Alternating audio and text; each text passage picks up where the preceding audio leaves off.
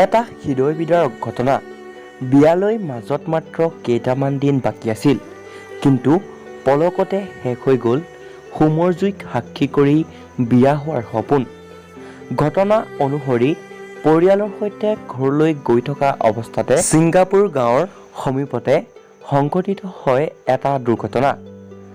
গাড়ীখনে নিয়ন্ত্ৰণ হেৰুৱাই ৰাস্তাৰ কাষতে থকা কালভাৰ্টত খুন্দা মৰাৰ ফলত সংঘটিত হয় এই ভয়ংকৰ দুৰ্ঘটনাটো। আৰু থিতাতে মৃত্যুবৰণ কৰে বৃদ্ধি কোচ নামৰ যুৱতীগৰাকী। জানিব পৰা মতে বৃদ্ধি কোচৰ অহা 2 মে'ত বিয়াৰ দিন ঠিক হৈছিল, কিন্তু যুগ্ম জীৱনৰ সপোন হৈয়ে ৰ'ল। আৰু এই দুৰ্ঘটনাটোত পৰিয়ালৰ 5গৰাকীকৈ লোকৰ মৃত্যু হয়। আৰু শেষত আটাইকেইগৰাকীৰে বিদেহ আত্মাৰ চিৰশান্তি কামনা কৰিলোঁ।